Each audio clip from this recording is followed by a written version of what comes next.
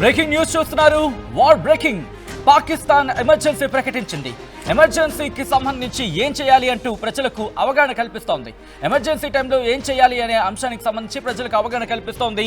Emergency పరిస్థితుల్లో ఎలా తప్పించుకోవాలో ప్రజలకు శిక్షణ ఇస్తోంది పాకిస్తాన్. అన్ని విమాన సర్వీసులు రద్దు చేసింది పాక్. ప్రయాణంపై ఆంక్షలు విధించింది. ఆసుపత్రులకు భారీగా క్యూ కడుతున్నారు ప్రజలు. ఎక్కడికక్కడ అంబులెన్స్లు సిద్ధం చేసింది పాకిస్తాన్ ప్రభుత్వం. దానికి సంబంధించిన ఆ విజువల్స్ మీరు చూస్తున్నారు. మార్నింగ్ అర్ధరాత్రి 1:44 ప్రాంతంలో భారత్ దాడి చేసిన తర్వాత ప్రస్తుతం పాకిస్తాన్ పరిస్థితి అగమ్యగోచరంగా మారింది. ఇటు దాడి చేయాలా, ప్రతీకార దాడి చేయాలా, లేకపోతే ప్రజలను కాపాడుకోవాలా, ఈ తటపడాయింపులో ఉంది. ఎక్కడ కూడా ఎటువంటి నిర్ణయం తీసుకోలేకపోతోంది. మరి ముఖ్యంగా no Indian aircraft allowed అంట. ఎవరు వస్తారు నీ జోన్లోకి, ఎవరు వస్తారు అవసరం కూడా లేదు. ఇప్పుడు మళ్ళీ ఇంకోసారి ప్రకటించడం జరుగుతోంది. సో ఇక్కడ ఎమర్జెన్సీని ప్రకటించింది. ఎమర్జెన్సీ అంటే కనుక ఎవరు బయటకు వచ్చే సందర్భాలు ఉండవు. దాంతోపాటు ఒకవేళ వచ్చే సందర్భంలో కూడా అత్యవసరం అయితేనే బయటకు రావాల్సి ఉంటుంది. దాంతోపాటు సైరన్స్ మోగితే కనుక, అఫ్కోర్స్ నిన్న మన మిజైల్స్ స్ట్రైక్ చేసిన సందర్భంలో సైరన్స్ మోగాయి. కానీ ఏ లాభం? అంత టైం మనం ఇస్తేగా వాళ్ళ దగ్గర ఇంటర్సెప్టర్స్ లేవు. అండ్ మన మిజైల్స్ని పడగొట్టగలే ఇంటర్సెప్టర్స్ వాళ్ళ దగ్గర లేవు. మన దగ్గర short range, medium range, long range missiles ఉన్నాయి, ఇంటర్సెప్టర్స్ ఉన్నాయి. దాడిలో అక్కడ పగిలిపోయిన ఆ బిల్డింగ్లు మీరు చూడొచ్చు. దాడిలో కూలిపోయిన దెబ్బతిన్న ఆ బిల్డింగ్లు మీరు చూస్తున్నారు. ప్రస్తుతం పాకిస్తాన్ ప్రజలు భయపడిపోతున్నారు. ఏ క్షణాన ఏ మూల నుంచి ఏ బాంబు వచ్చి వాళ్ళ నెత్తి మీద పడుతుందంటూ బిక్కుబిక్కుమంటూ బతుకుతున్నారు. మీరు చూడొచ్చు భారత్ చేస్తున్న దాడికి అక్కడ బిల్డింగ్లు ఏ స్థాయిలో పడిపోయాయో. దీంతో ఇటు పంజాబ్లో, ప్రముఖంగా పంజాబ్కి సంబంధించి అక్కడ ప్రజలు భయాందోళన వ్యక్తం చేయడం జరుగుతోంది. సగం కూలిపోయిన బిల్డింగ్లను అక్కడి అగ్నిమాపక శాఖ కావచ్చు, లేకపోతే ఎమర్జెన్సీ రెస్పాన్స్ టీమ్స్ అక్కడికి చేరుకొని ఆ బిల్డింగ్లను కూల్చేస్తున్నాయి. ప్రజలను కాపాడేందుకు ప్రయత్నం చేస్తున్నాయి. ఆ బిల్డింగ్లో ఎవరు ఉండొద్దని చెప్తున్నాయి. దాంతోపాటు ఈ ఎఫెక్టెడ్ ఏరియాస్ ఏవైతే ఉంటాయో అక్కడి నుంచి ప్రజల్ని ఖాళీ చేయించేస్తున్నాయి. కొంతమందిని బంకర్లోకి వెళ్ళిపోమంటూ డైరెక్షన్స్ ఇస్తోంది అక్కడ ప్రభుత్వం. మరికొన్ని ప్రాంతాల్లో ఎమర్జెన్సీ సిచ్యువేషన్, అక్కడ హాస్పిటల్కి క్యూ కడుతున్నారు. ఈ ప్రాంతాలు ఏవైతే మనం దాడి చేశామో ఆ ప్రాంత ప్రజలు ప్రస్తుతం హాస్పిటల్కి క్యూ కడుతున్న పరిస్థితి ఉంది. ఎందుకు హాస్పిటల్కి క్యూ కడుతున్నారంటే, వీళ్ళు ఏమనుకున్నారంటే టెర్రరిస్ట్ క్యాంపులు ప్రజల మధ్య ఉంచితే టెర్రరిస్ట్ క్యాంపులు సేఫ్గా ఉంటాయని చెప్పి ప్రజల ప్రాణాన్ని రిస్కులో పడేసింది పాకిస్తాన్. ప్రజల ప్రాణాలని రిస్కులో పడేసి జైషే మహమ్మద్, లష్కర్ తైబా, దాంతోపాటు ముజాహిద్దీన్కి సంబంధించి, సో ఇటువంటి ఉగ్ర సంస్థలు వీళ్ళందరినీ కూడా ప్రజల మధ్య ఉంచింది. హిజ్బుల్ ముజాహిద్దీన్, వీళ్ళు ముగ్గురికి సంబంధించి, వీళ్ళే కాదు ఇంకా చాలా ఉన్నాయి, వాళ్ళందరినీ కూడా ప్రెసెంట్ ప్రజల మధ్యలో ఉంచారట. కారణం, ఒకవేళ భారత్ దాడి చేస్తే అత్యధికంగా ప్రాణ నష్టం ఉంటుంది కాబట్టి ఆ ప్రాణ నష్టాన్ని అంతర్జాతీయ సమాజం ముందు చూపించి, ఇదిగో మా సివిలియన్స్ మీద దాడి చేశారు. కరెక్ట్గా ఎందుకో హమాస్ ఇజ్రాయెల్ మధ్య జరిగిన ఆ ఇష్యూనే ఇక్కడ కూడా రిఫ్లెక్ట్ అవుతోంది. అక్కడ కూడా అంతే. హాస్పిటల్లో ప్రజలు ఉంటారు కదా, అక్కడ వీళ్ళు దాక్కునేవాళ్ళు. హమాస్కి సంబంధించి ఇజ్రాయెల్ వాళ్ళని టార్గెట్ చేసుకొని హాస్పిటల్ మీద దాడి ఇన్ఫ్యాక్ట్ అక్కడ స్ట్రక్చర్స్ మీద, ఆ ఇన్ఫ్రాస్ట్రక్చర్ మీద దాడి చేసేది. ఇన్ఫ్యాక్ట్ దాడి చేసే ముందు కూడా చెప్పేది హాస్పిటల్స్ ఖాళీ చేసేసేయండి.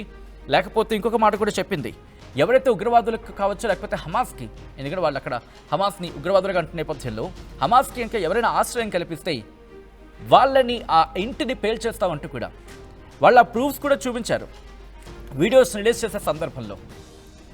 బహుశా ఇక్కడ మనకు కూడా రేపు మాపో బయట పడతాయి అవి మెల్లిగాను. ఎందుకంటే ఇప్పటికే లష్కర్ తైబా కావచ్చు, జైష్ మహమ్మద్కి సంబంధించిన ఉగ్రవాద సంస్థల కుటుంబాలు కుంగిపోయాయి. ఇప్పటికే కొన్ని కుటుంబాలు, మరి ముఖ్యంగా మసూద్ అజర్ తన కుటుంబాన్ని కోల్పోయాడు. ఏడుస్తున్నాడు, గోల పెడుతున్నాడు. నా బాధ చెప్పుకోలేనిది అంటున్నాడు. నా బాధ చెప్పుకోలేనిది నా వాళ్ళకి ఆత్మ శాంతిస్తుంది అంటూ కూడా చెప్పుకోవచ్చు. అర్థం చేసుకోండి, ఆ పెయిన్ని చెప్పుకోలేకపోతున్నాడట.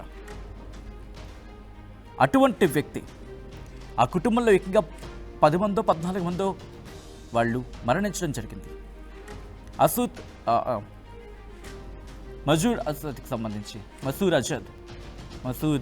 అజర్కి సంబంధించి మాట్లాడిన సందర్భంలో అటువంటి వ్యక్తి సో అటువంటి వ్యక్తులు బయటకు వచ్చి మాట్లాడతాడు, అర్థం చేసుకోవచ్చు.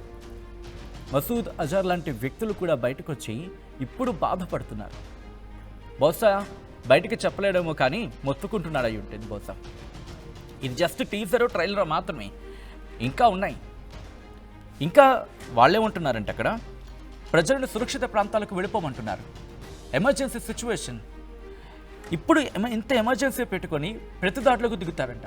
వాళ్ళ ఇన్ఫర్మేషన్ బ్రాడ్కాస్టింగ్ మినిస్టర్ చెప్తున్న మాట అయితే భారత్ మీద రిటాలియేషన్ చేస్తారంట, మెరుపు దాడి చేస్తారట, కోలుకోలేని దెబ్బ కొడతారట. ఇవన్నీ కూడా ఉత్తర కుమార ప్రగల్భాలు అంటూ ఉంటాం మనం తెలుగులో సాధారణంగా. అటువంటి పిచ్చి వ్యాఖ్యలు చేస్తున్నారు. ఇక్కడ ఒకసారి ఆ రీతి చూడండి, ప్రిసైజ్డ్ అని మనం మాట్లాడుకోవడం జరుగుతోంది. నిక్కచ్చిగా మొట్టమొదటి నుంచి మనం అదే చెప్పుకొచ్చాం. ఇంత దాడి జరిగే క్రమంలో మీకు తెలుసు మీ టెర్రరిస్టులు టార్గెట్లో ఉన్నారని తెలుసు, అయినప్పటికీ ప్రజల మధ్యలో పెట్టారే. ఇది ఎంత దుర్మార్గం ఇది! మీ ప్రజల ప్రాణాలు వాళ్ళకి రక్షణగా ఉంచుతారా? వాళ్ళ నుంచి వసూలు చేస్తున్న ట్యాక్సులతో బతికి మీరు వాళ్ళ ప్రాణాలను పరంగా పెడతారా? బహుశా ఇది పాకిస్తాన్లోని ఇటు పంజాబ్లో కూడా, ఇప్పటికే బలూచిస్తాన్లో వాళ్ళు ప్రత్యేక బలూచ్ కోరుకుంటున్నారు, సింధులో కూడా అటువంటి పరిస్థితి ఉంది. పంజాబ్ ఖైబర్ పఖ్తూన్ఖ్వాకు సంబంధించి ఆఫ్ఘనిస్తాన్ ఆ ఇష్యూ ఉంది, వాళ్ళు కూడా ప్రత్యేక రాష్ట్రం ప్రత్యేక దేశంగా మారాలని కోరుకుంటున్నారు. అక్కడ కూడా ఇష్యూ నడుస్తోంది. ఇక పంజాబ్ కూడా విడిపోతుందా? అటువంటి పరిస్థితులు ఉన్నాయా? ఈరోజు జరిగిన పరిణామాలు బట్టి చూస్తూ ఉంటే కనుక అక్కడ ప్రజల నుంచి వ్యతిరేకత వచ్చే అవకాశం. ఒక్కసారి ఆ విజువల్స్ చూడండి. హాస్పిటల్స్కి క్యూ కడుతున్నారు. పాపం సాధారణ పౌరుల ప్రాణాలని వాళ్ళు పరంగా పెట్టారు. ఎవరు? పాకిస్తాన్ ప్రభుత్వం, అక్కడ మిలిటరీ. ఇప్పటికొచ్చి ఆ వ్యక్తి మాట్లాడే, ఇప్పటికొచ్చి పాక్ ఆర్మీ చీఫ్ అజిమ్ మెలికేడి మాట్లాడే. ఇక్కడ ఏమంటారు? భారతదేశానికి అక్కడ గగనతలాన్ని మూసేస్తామంట. ఈ టైంలో జోకులేంటి నాన్న? ఈ టైంలో జోకులేంటి? మీరు మూసేసేదేంటి? ఎప్పుడో మేము బంద్ చేశాం కదా.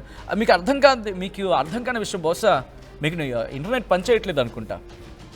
ఇప్పటికే ఇండిగో కావచ్చు, లేకపోతే ఎయిర్ ఇండియా కావచ్చు, లుఫ్తాన్సా కావచ్చు, ఇలా కొన్ని ఎయిర్లైన్సెస్ ఇప్పటికే మీ ఎయిర్ స్పేస్ నుంచి వెళ్ళడానికి వాటంతట అవే ఇండిగో కావచ్చు, స్పైస్ జెట్ కావచ్చు, ఇలా అనేక ఫ్లైట్లు మీ గగనతలం నుంచి వెళ్ళడానికి ఆసక్తి చూపించట్లేదు, పూర్తిగా అవాయిడ్ చేశాయి. ఒకసారి మీ గగనతలాన్ని చూసుకోండి. మిమ్మల్ని, మీ ప్రజల్ని కాపాడుకునే పరిస్థితిలో మీరున్నారు. అటువంటిది మీరు మమ్మల్ని అంటాం. ఇంకా ఏమంటారంటే కనుక మేమెవరూ కూడా ఎయిర్ స్పేస్లోకి వెళ్ళలేదు అనేది అక్కడ డీజీ చెప్తున్నాడు, ఐఎస్పీఆర్కి సంబంధించి. సో దాంతోపాటు ఇంకా వాళ్ళు ఏమంటున్నారంటే కన్స్ట్రక్టివ్ రోల్, ఇంట్రెస్టింగ్, ఒక బిగ్గెస్ట్ డెవలప్మెంట్ కింద చెప్పుకోవాలి. ఇండియా పాకిస్తాన్ ఉద్రిక్తుల నేపథ్యంలో చైనా అంటోంది కన్స్ట్రక్టివ్ రోల్ ప్లే చేస్తుందంట. It's better if you won't play any role. నువ్వే పాత్ర పోషించకపోతే నువ్వు కన్స్ట్రక్టివ్ పాత్ర పోషించినట్టే. ఎందుకంటే ఇక్కడ నిన్న వాళ్ళు చైనాతో వీళ్ళు మాట్లాడుకునే సందర్భం, నిన్న కాక మొన్న అనుకుంటా, భారత్ చేసిన మెరుపుదాడికి ప్రస్తుతం వాళ్ళు షాక్లో ఉన్నారు. ఇంకా షాక్ నుంచి కోలుకలేదు. వాళ్ళ సెక్యూరిటీ సోర్సెస్ ఏం చెప్తున్నాయంటే షకర్ఘర్లో ఇండియన్ డ్రోన్ని పేల్చేశారంట. ప్రూఫ్ ఏది? ఒక వీడియో పంపించరు, ఒక వీడియో ఉండదు. అప్పుడెప్పుడో పాత పురాణ మీరు చూస్తుంటే మార్నింగ్ మన రఫేల్ని పేల్చేసాం, మన జెట్ని కూల్చేసాం అని చెప్పారు కదా పాకిస్తాన్ సోషల్ మీడియా. వాళ్ళు ఏమంటున్నారంటే ఎప్పుడో 2002, 2021, 2022 ఆ సందర్భంలో కూలిపోయిన వాళ్ళ ప్లేన్స్ ఉంటాయి, వాళ్ళ జెట్స్ ఉంటాయి కదా, వాటిని తీసుకొచ్చి ఇదిగో భారత్ కూల్చేసామని చెప్పుకుంటున్నారు. ఇటువంటి ఫేక్ న్యూస్ ప్రచారం చేయడం జరుగుతుంది. వీటిని నమ్మే ప్రయత్నం చేయొద్దు. దాంతోపాటు ఇక్కడ జమ్మూ కాశ్మీర్, మరీ ముఖ్యంగా ఎల్ఓసి దగ్గర మాత్రం తీవ్రమైన ఉద్రిక్త వాతావరణం ఉంది. వాళ్ళక్కడ మాత్రం ఆ రిటాలియేషన్ కంటిన్యూ అవుతోంది. పిఎంఎల్ఎన్, పాకిస్తాన్కి సంబంధించి Nawaz Sharif party, entire nation, మొత్తం దేశం అంతా కూడా పాకిస్తాన్ ఆర్మీతో ఉంది అంటూ కూడా వాళ్ళకి భుజం కలిపి వెళ్తారంట. బహుశా పిఎంఎల్ కూడా అర్థం అవ్వాలి. మీరు గెలవాలంటే పీపీపీ అంటే బిలావల్ భుట్టో పార్టీతో కలిస్తే కానీ మీరు గెలవలేకపోయారు. ఇప్పుడు మీరు మీ దేశాన్ని గెలిపిస్తారా? మీరు మీ దేశాన్ని గెలిపిస్తారా? బహుశా పీపీపీ కనుక మీకు సపోర్ట్ ఇవ్వకపోయి ఉండుంటే మళ్ళీ ఇమ్రాన్ ఖానే ప్రధానమంత్రి అయ్యుండేవాడేమో. అటువంటిది మీ పార్టీ ఈరోజు పాకిస్తాన్కి దన్నుగా నిలుస్తుంది అంటే కనుక పాకిస్తాన్ ప్రజలు అంత నమ్మడానికి సిద్ధంగా ఉన్నారనుకుంటున్నారా మీరు? ఇప్పటికే ఆ దారుణానికి హాస్పిటల్కి క్యూ కడుతున్నారు. ఎవరు చేసిన తప్పిదం ఇది? మీరు చేసిన తప్పిదం కాదా? దాంతోపాటు ఈ ఘటనకు సంబంధించి వాళ్ళల్లో అక్కడ కూడా ఆ వ్యతిరేకత వ్యక్తం అవుతుందనేది తెలుస్తున్న సమాచారం. దీంతోపాటు ముజాఫరాబాద్లో మాత్రం ఆ తీవ్రమైన పరిణామాలున్నాయి. ప్రస్తుతం అక్కడ ఎటువంటి పరిస్థితి ఉందంటే శవాలను మోసుకెళ్తున్న ఆ విజువల్స్ ఉన్నాయి. ఇంటర్నేషనల్ ప్లాట్ఫామ్స్ వాటిని పోస్ట్ చేయడం జరుగుతోంది. శవాల పెట్టెలు వరుసలు కనిపిస్తున్నాయి అక్కడ ఏకంగా. దాంతోపాటు ఇంకా దారుణమైన పరిస్థితులు ఉన్నాయి. అక్కడ టెర్రరిస్టులు, అక్కడ ఉగ్రవాదులు తమ కుటుంబాలని కోల్పోయామని ఆవేదన వ్యక్తం చేస్తున్నారంట. ఏం మర్చిపోయారా? 26 కుటుంబాల్లో విషాదాన్ని నింపారు. సింధూర్ అంటే అర్థం తెలుసు కదా మీకు. మీరు మా ఆడబడుచుల కుంకాన్ని వాళ్ళెంత అపురూపంగా భావిస్తారు. అటువంటిది ఆ కుంకాన్ని తుడిపేసే ప్రయత్నం చేస్తే అటువంటి సిచ్యువేషన్ అక్కడ మీరు కల్పిస్తే పెహల్గాంలో మోదీకి చెప్పాలా? చెప్పాడుగా మోదీ సమాధానం. మా ప్రధాని చెప్పాడుగా మీకు సమాధానం. 2 చెవులకి విడపడుతోందా? ఒక్కసారి ఆ విజువల్స్ చూడండి. హాస్పిటల్కి వెళ్ళి పరామర్శిస్తున్న విజువల్స్ ఎంత హృదయ విదారకమైన దృశ్యాలు అవి. బయట మీరు చూడొచ్చు, బయట పబ్లిక్. ఓకే, ఆర్మీ వెళ్ళి పరామర్శిస్తున్న విజువల్స్ మీరు చూస్తున్నారు.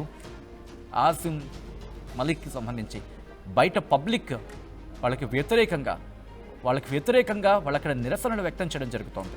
కరెక్ట్, పాకిస్తాన్ ఆర్మీకి వ్యతిరేకంగా వాళ్ళు ఒక్కసారి అక్కడ ఎటువంటి పరిస్థితులు ఉన్నాయో చూద్దాం. ఆ తర్వాత ఇన్ డీటెయిల్గా మాట్లాడుకుందాం.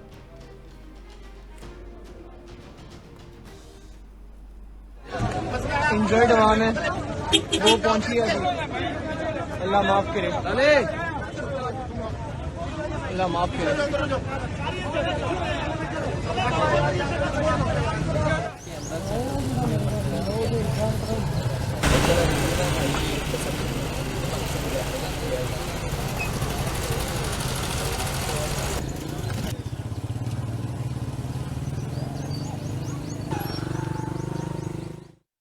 सुबह हादसात में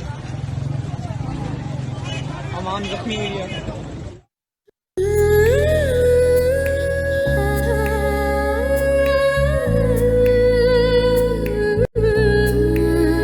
Gokulam Signature Jewels,